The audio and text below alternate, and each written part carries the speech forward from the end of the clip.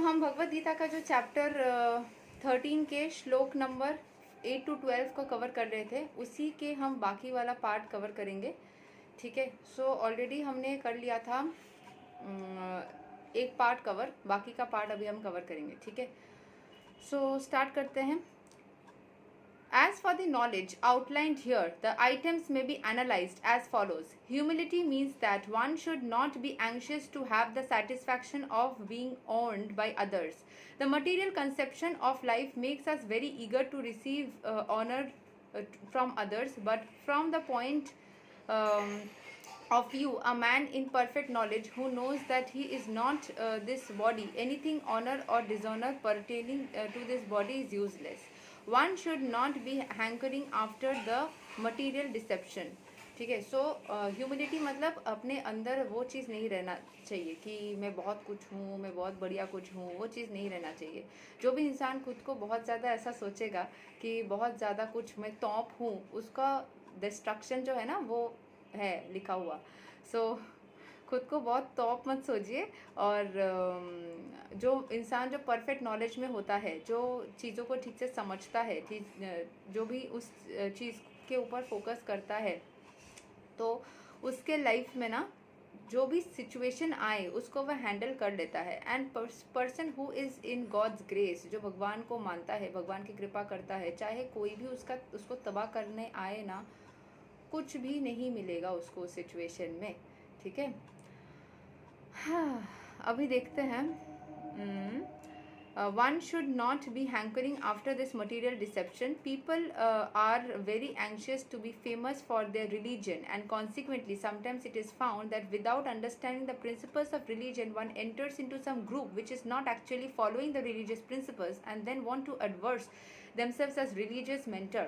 बहुत सारे ऐसे लोग हैं दुनिया में जो भंड है, मतलब दिखाते हैं कि बहुत ज़्यादा रिलीजियस वो कुछ कर रहे हैं, आपके लिए बहुत स्पेल्स कर रहे हैं, आपके लिए बहुत सारी चीज़ें करके दे रहे हैं, बट एक्चुअली वो कुछ कर नहीं रहे हैं। सेशंस के नाम सेशंस ले रहे हैं, पैसे के नाम पैसे ले रहे हैं, आपके काम बन रहे हैं नहीं बन रहे हैं, बहुत सारी चीज़ें यहाँ पे होती है। So as per Bhagavad Gita, मैं तो एग्जाम्पल के तौर पे कुछ रियल लाइफ एग्जाम्पल्स से मैच करके बोल रही हूँ, बट एज पर इन भगवत गीता कि बहुत सारे लोग हैं जो रिलीजन के नाम पे आपको गलत डायरेक्शन में भेज देते हैं। सो रिलीजियस मेंटर्स सच में कौन है नहीं है वो आपको पता नहीं होगा। सो उससे अच्छा है कि आप खुद डायरेक्टली भगवान के साथ कनेक्ट करो। एंड ऑब्वियसली अगर आप भगवान के साथ कनेक्ट करोगे, you will get a mentor, you will get somebody who will actually guide you to become something. ठीक है, hello. As for actual advancement in spiritual science, one should have a test to see how far he is progressing. He can judge by these items. तो जैसे कुछ test है उससे वो समझ सकता है कि वो सही डायरेक्शन में जा भी रहा है या नहीं। ठीक है, so that test can be taken. Non-violence is generally taken to mean not killing or destroying the body, but actually non-violence means not to put others into distress. ठीक है, तो नॉन वायलेंस मतलब किसी को डिस्ट्रेस में या problem में फेंकना नहीं होता है। नॉन वायलेंस का मीनिंग होता है कि झमेला ना करना। ठीक है, people in general R trapped by ignorance in the material concept of life. People जो है वो इग्नोरेंस के जाल में फंस जाते हैं कहीं ना कहीं, and they are perpetually suffer material pains. So unless one elevates people into spiritual knowledge, one is practicing violence. जब तक वो spiritual knowledge में खुद को ना लेके जाए तो वो कहीं ना कहीं गलत संगत में पड़ सकता है, लाइफ में वायलेंस के शिकार हो सकता है। One should try his best to distribute real knowledge to the people so that they may become enlightened and leave this material entanglement, that is non-violence. तो मटीरियल एंटेंगलमेंट में से निकलना, ये झमेले में से निकलना, ये सब ज़रूरी होता है। That is only non violence. ठीक है, और वो कैसे हो सकता है? जितना ज़्यादा आप खुद को भक्ति में डालते हो। Tolerance means that one should be practised to bear insult and dishonour from others. दूसरे से इंसल्ट को बेयर करना, डिजॉनर को बेयर करना, और चाहे कुछ भी आपको कोई आके बोल के जाए, आपके नाम पे कोई भी यहाँ पे आपको कुछ 2 बातें सुना दे, 5 बातें सुना दे, कुछ भी सुना दे, तो उसमें आपको जो है ना कि प्रॉब्लम नहीं होनी चाहिए। If one is engaged in the advancement of spiritual knowledge, there will be so many insults and much dishonour from others. जैसे मैंने एक बार एग्जाम्पल दिया था, कोई अगर गाली दे आपको तो आपको खुश होना चाहिए, उसमें उनको थैंक यू बोलना चाहिए, क्योंकि आपके हिस्से का नेगेटिव एनर्जी या पाप जितना भी आपने अनजाने में या जाने में किया होगा वो आपसे ले लिया जाता है। सो वो चीज़ यहाँ पे होता है कि आप खुद को उस सिचुएशन से बचा सकते हो। This is expected because material nature is so constituted. Even a boy like Prahlada, who was only 5 years old, was engaged in the cultivation of spiritual knowledge, was endangered by when his father became antagonistic to his devotion. तो एक 5 साल के बच्चे को भी problem हुआ था, तो यहाँ पे इसका क्या प्रॉब्लम है? The father tried to kill him in so many ways, but Prahlad tolerated him. So there may be many impediments to making advancement in spiritual knowledge, but we should be tolerant and continue our progress with determination. हमको tolerant होना चाहिए, हमको progress करना चाहिए, चाहे कुछ भी situation हो जाए, कोई भी हमें कुछ भी negativity बोल दे, फिर भी हमें अपने path को follow करना चाहिए. Simplicity means that without diplomacy, one should be so straightforward that he can disclose the real truth even to an enemy. अपने enemy को भी आप आराम से फेस कर सको, इतना ज़्यादा पावर आपके अंदर होना चाहिए. For acceptance of the spiritual master, that is essential, because without the instruction of a bona fide spiritual master, one cannot progress in the spiritual science. तो कोई एक bona fide spiritual master यानी कि एक उस लेवल का जो spiritual master होता है, जो कि ईश्वर के भक्ति में खुद को बहुत ज़्यादा लीन कर चुका है, वो जब तक आपको वैसा इंसान नहीं मिलता है तो थोड़ा प्रॉब्लम हो सकता है. So for getting that progress you should be in that energy. One should approach the spiritual master with all humility and offer him all services so that he will be pleased to bestow his blessings upon the discipline. जो भी situation है उसमें वो pleased, मतलब one should approach the spiritual master with humility. अपने जो गुरु है, अपने जो गाइड है, उसको अगर आप सम्मान के साथ में अप्रोच करते हैं तो आपके सारे सर्विसेज है या जो भी सारे सिचुएशन है वो आपके पूरे हो जाएंगे. अपने गुरु को हमेशा ही आपको सम्मान के साथ में अप्रोच करना चाहिए, चाहे वो गुरु किसी भी उम्र में हो. अगर आपको उन्होंने कभी भी गाइड किया है तो वो गुरु आपके गुरु बन गए ना. So, because a bona fide spiritual master is a representative of Krishna, if he bestows any blessings upon his disciple, that will make the disciple immediately advanced without the disciples following the regulative principles. Or the regulative principles will be easier for one who has served the spiritual master without reservation. So, जो bona fide spiritual master होते हैं, ठीक है, वो आपको हमेशा ही जो representative of Krishna होते हैं, if he bestows and blesses upon the disciple, अगर वो अपने शिष्य को ब्लेस करते हैं, that will make the disciple immediately advanced without the disciple's following the regulative principles. Disciple अगर सही से रास्ता, मतलब बात यही है कि अगर मान लो फॉर एग्जांपल मेरे पास में कोई टैरो रीडिंग लेने आई है, तो मैंने उसको गाइडेंस दी, अभी वो गुरु बदलू बन गई या गुरु बदलू बन गया, जो भी है, मतलब उसने मेरे से गाइडेंस लेना छोड़ दिया या फिर उसने किसी और को पकड़ लिया, जो भी किया, तो उसमें से मुझे दुख हुआ, दर्द हुआ, आई गॉट हर्ट, एंड मेरे मन से उसके लिए जो आशीर्वाद था वो कहीं ना कहीं उसमें थोड़ी सी भी होती है, नॉर्मली वो चीज़ थोड़ी सी हट गई, तो उसमें क्या होगा ना, उसके लाइफ में जो नए इंसान को उसने पकड़ा है, जो भी है, उसमें रुकावट आएगी ही आएगी, कुछ नहीं कर सकते उस चीज़ में, ऐसा होता ही है. और अगर आपने कुछ भी नहीं किया सही से, आपने लाइफ में सब नॉर्मल लाइफ जी रहे हो, कुछ भी नहीं करो, बस अपने गुरु के आशीर्वाद से आप कहाँ से कहाँ पहुँच सकते हो आपको यकीन नहीं है, आपको पता नहीं है. सो जिसको पहले एक बार गुरु मान लिया ना, उस इंसान को रेस्पेक्ट किया करो, उस इंसान के साथ रहा करो, उस गुरु के साथ रहा करो, क्योंकि गुरु की जो ब्लेसिंग्स होती है वो हमें बहुत ऊंचाई तक लेके खड़ा कर देती है. We can reach the skies and sky is the limit, मतलब उससे भी ऊपर आप चले जाओगे लाइफ में, कहीं कहाँ चले जाओगे जब अगर आपने अपने गुरु को जो है उनको सही तरीके से रेस्पेक्ट किया. और the regulative principles will be easier for one who has serve the spiritual master without reservation. अगर उसने स्पिरिचुअल मास्टर के प्रति उनको भक्ति किया या जो भी उसने किया, जो उसके मन की जो पॉजिटिविटी है, उससे बहुत ज़्यादा ही यहाँ पे देखने को मिलेगा उसको फल. ठीक है. So next is cleanliness. Cleanliness is essential for making advancement in spiritual life. There are two kinds of cleanliness, external and internal. External cleanliness means taking a bath, but internal cleanliness is to think of Krishna always and chant Hare Krishna, Krishna Krishna, Hare Hare, Hare Rama, Rama Rama, Hare Hare. This process cleans the accumulated dust and जो चक्र cleansing करते हैं, चक्र cleaning करते हैं, उन सब चीज़ों से भी आप अंदर के सारे नेगेटिविटी को दूर कर सकते हैं with the chanting of your, जैसे जिस धर्म से आप बिलोंग करते हो। मैं कभी भी आपको नहीं बोलती कि सबको ही हरे कृष्ण महामंत्र चैंट करना चाहिए, बट जो जिस धर्म से हैं उस हिसाब से करिए, ताकि आपके पास्ट कर्मा जो है वो माइंड से धीरे धीरे डिलीट हो जाए। And Hare Krishna mahamantra is a very good mantra for deleting your past karmas. Steadiness means that one should be very determined to make progress in spiritual life. Without such determination, one cannot make tangible progress, and self-control means that one should not accept anything which is detrimental to the path of spiritual progress. Steadiness मतलब जो भी चाहिए वो determined रहना पड़ेगा उस चीज़ में, उसमें कभी भी आपको ये नहीं होना चाहिए, मतलब you should not be detrimental means आपको अपने path से deviated नहीं होना चाहिए.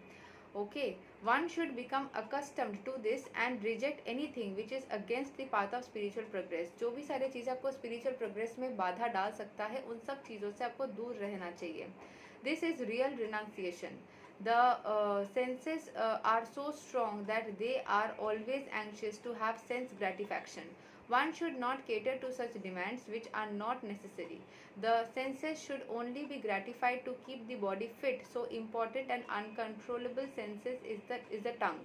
So सेंस को हमें हमेशा कंट्रोल करके रखना चाहिए, और जो सेंस हम कंट्रोल करके नहीं रख पाते हैं दैट इज़ आवर टंग. ठीक है.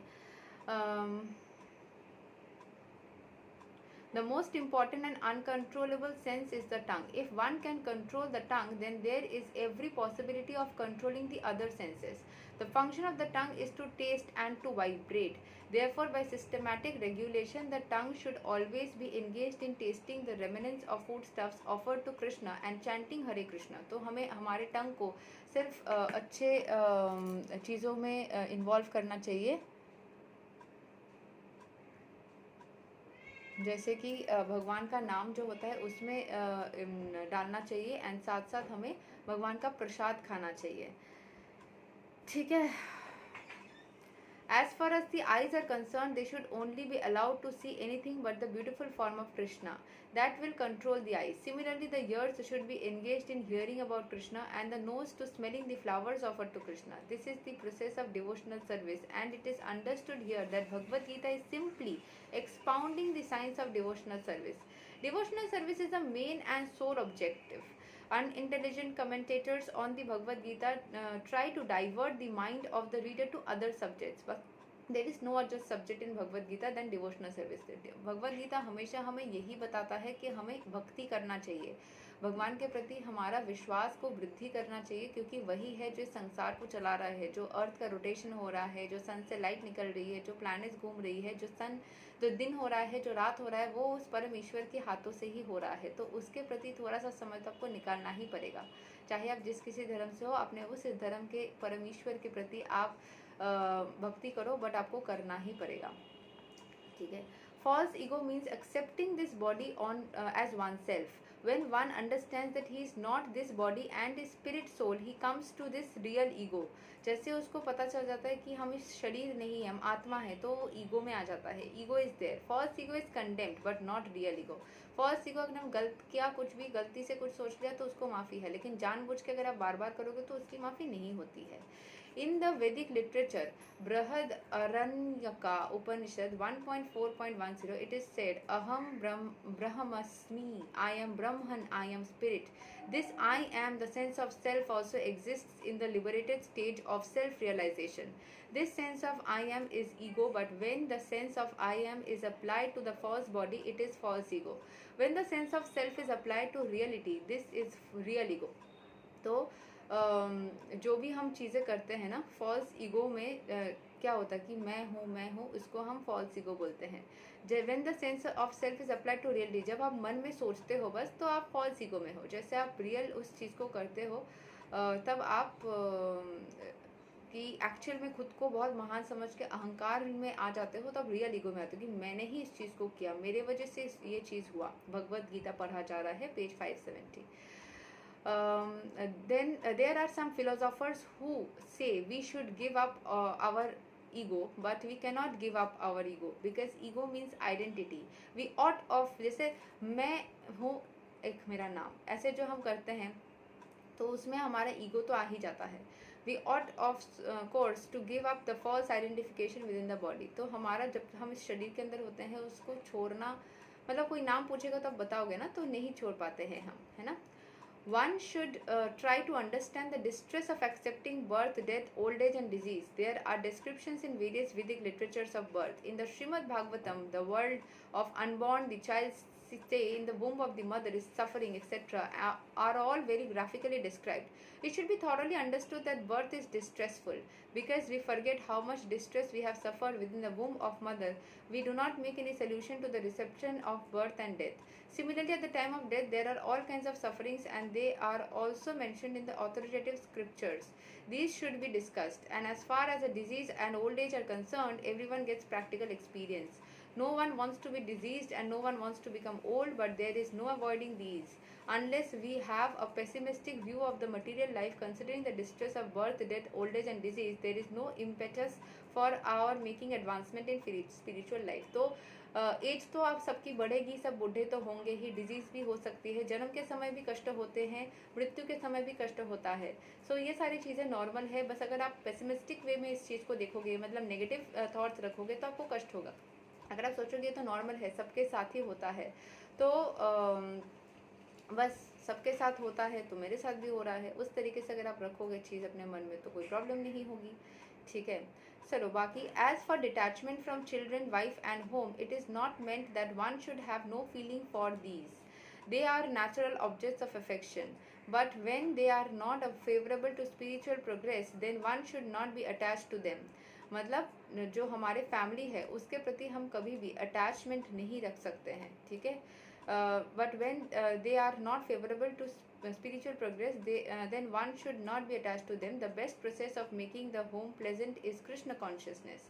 If one is in full Krishna consciousness, he can make his home very happy, because this process of Krishna consciousness is very very easy.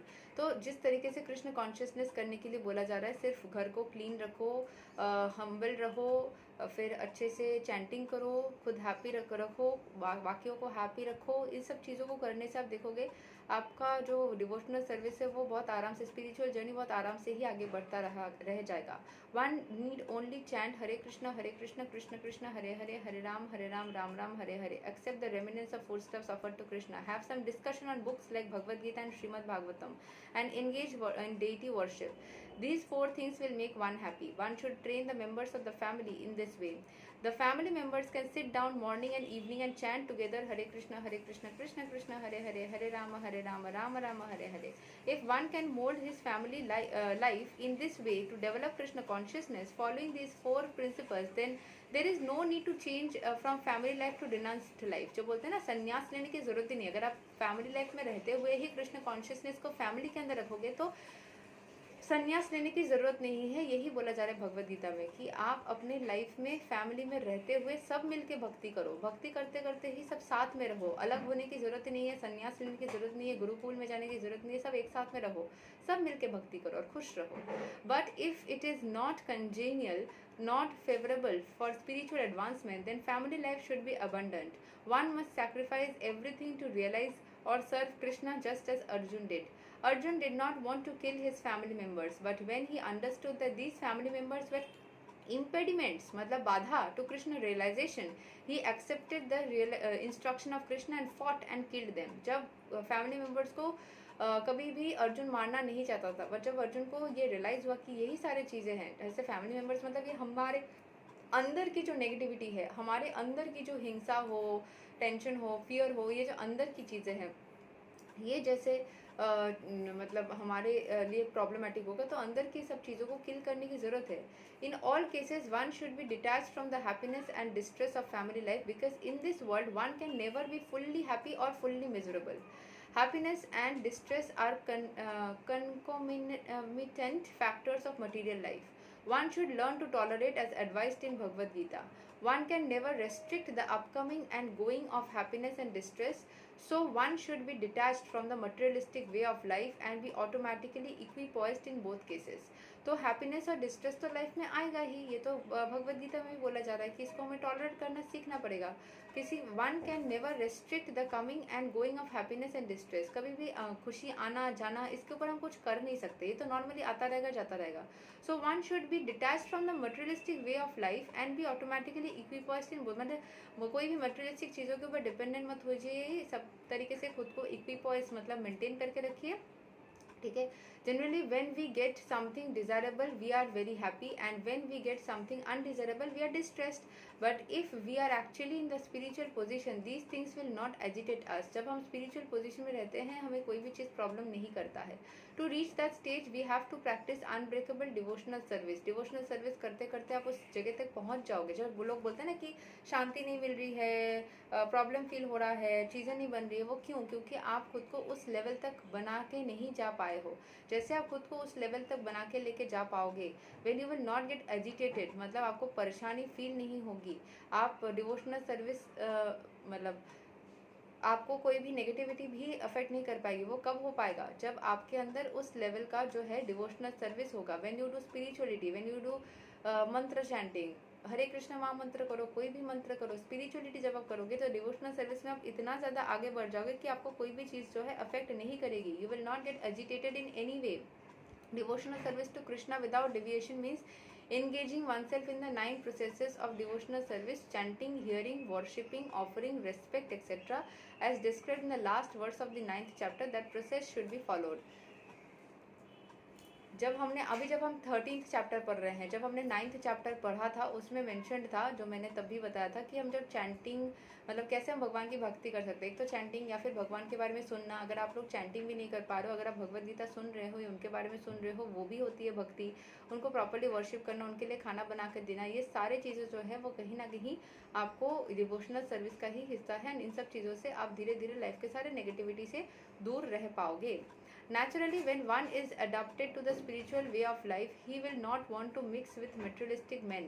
जैसे आप स्पिरिचुअल लाइफ में आ जाओगे, आप मटेरियलिस्टिक लाइफ में जो लोग रहते हैं उनके साथ मिलना भी आपको पसंद नहीं होगा. That would go against. जैसे मुझे बहुत सारे लोग ने बोला था कि लड़का ढूंढने के लिए आपको बाहर पार्टी में जाना चाहिए, पब में जाना चाहिए. मुझे चाहिए ही नहीं वो चीज़, है ना. अगर आपको वो चीज़ चाहिए ही नहीं है तो फिर मतलब that happens with spirituality. I am from मतलब बचपन से ही भगवान की कृपा से मुझे वैसी चीज़ें, इसका मतलब ये नहीं कि मैं कोई इस्कॉन में या फिर जो मंदिरों में रहने वाले इंसान के साथ ही रहूँगी. I have different choices. But जो चीज़ है यहाँ पे बोला जा रहा है, जब आप भक्ति करने लग जाते हो आपको फिर ये सारी चीज़ें उतना पसंद ही नहीं आता है. materialistic life that would go against his grain. One may test himself by seeing how far he is inclined to live in the solitary place without unwanted association. Naturally, a devotee has no taste for unnecessary sporting or cinema going or enjoying some social function, because he understands that these are simply a waste of time. There are many research scholars and philosophers who study sex life or some other subject, but according to Bhagavad Gita, such research work and philosophical speculation are of no value. That is more or less nonsensical. According to Bhagavad Gita, one should make research by philosophical discretion into the nature of the soul. हमारे soul को देखना चाहिए, इसके साथ में क्या मेरा compatibility है, क्या इसके साथ में मेरा शादी में जो यहाँ पे एक्चुअली मेंशन किया गया है प्राइवेट लाइफ को लेकर, क्योंकि भगवद गीता हम सभा में ही पढ़ते हैं, अकेले अकेले नहीं पढ़ते हैं ना. तो here they talking about the sexual life also, कि हम जो लड़का लड़की भी करते हैं कि क्या हम आगे जाके कंपैटिबल होंगे, क्या हमारी पर्सनल लाइफ पे ऐसे चलेगी. तो हम क्या करते हैं ना, रिश्तों में थोड़ा सा एक दूसरे को जानते जानते चीज़ों को थोड़ा ज़्यादा ही कर लेते हैं. That sometimes might be little like इसको थोड़ा सा डेंजरस हो सकता है. ठीक है. So not scary actually. क्या है ना, जो whenever we get intimate with somebody, energy exchange होता है बहुत हाई लेवल का. तो वो जो एनर्जी एक्सचेंज हमारे साथ में उस इंसान का होता है, उससे बहुत ज़्यादा क्या हो सकता है ना कि if then we decide not to live with the person, तब उसका भी कॉन्सिक्वेंसेस हो सकती है. So it's better that we don't go into too much of energy exchange. उससे अच्छा है कि सोल को समझे, क्योंकि सोल लेवल पे ही, क्योंकि शरीर तो ख़त्म हो जाएगा, सोल लेवल पे ही चीज़ों को होना चाहिए. और कुछ कुछ एनर्जी एक्सचेंज जो फिजिकली होते हैं उससे सोल लेवल तक भी अफेक्ट कर जाता है. So we need to be very careful about that.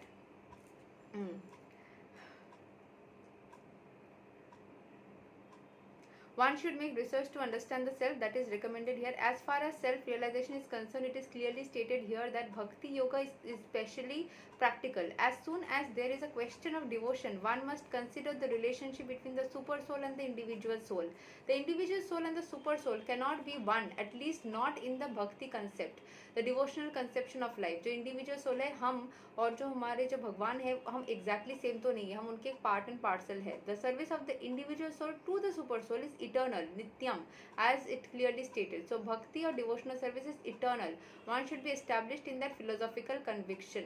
In the Srimad Bhagavatam 1.211, it is explained, Vadanti tat tattva vidas tattvam yajnanam advayam. Those who are actually knowers of the absolute truth know that the self is realized in three different phases as Brahman, Paramatma and Bhagwan.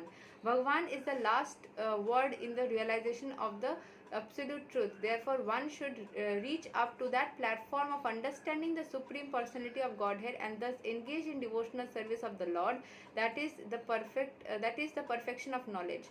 तो भगवान को उस level तक समझने की कोशिश करनी पड़ेगी हमें. उसमें पहले ब्रह्मन यानी इंडिविजुअल सोल, उसके बाद में परमात्मा एंड उसके ऊपर भगवान, जो हाईएस्ट लेवल ऑफ कॉन्शियसनेस है.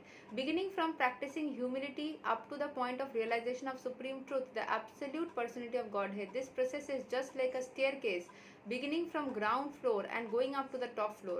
Now on the staircase there are so many people who have reached the first floor, second floor, third floor, and unless one reaches the top floor, which is the understanding of Krishna, he is at a lower stage of knowledge. If anyone wants to compete with God and at the same time make advancement in spiritual knowledge, he will be frustrated. तो भगवान के साथ में compete करने का कोई मतलब नहीं है. धीरे धीरे करके self realization बनाओ. It is clearly stated that without humility, understanding is not. अगर आप अहंकार रखोगे मन में तो कुछ भी समझ नहीं पाओगे. तो आपको ह्यूमिलिटी यानी कि हम्बल नेचर रखना चाहिए.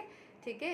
It is clearly stated that without humility understanding is not truly possible. To think oneself God is most puffed up. Although the living entity is always being kicked by the stringent laws of material nature, he still thinks I am God because of ignorance.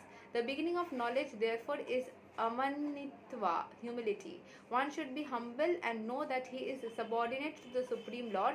Due to rebellion nature of the Supreme Lord, one becomes subordinate to material nature. One must know and be convinced by the truth. तो हम जो है भगवान से नीचे स्तर पे ही है. भगवान को हम मतलब we are not God, we can not be God, we are all subordinates of God, we are parts and parcels of God.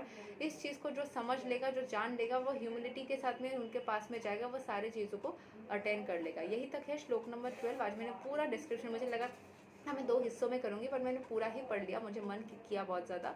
Bhagavad Gita chapter 13 के श्लोक 12 को यहीं तक है. अगले दिन हम श्लोक 13 से कवर करेंगे. तब तक के लिए हरे कृष्णा, राधे राधे, जय श्री राम.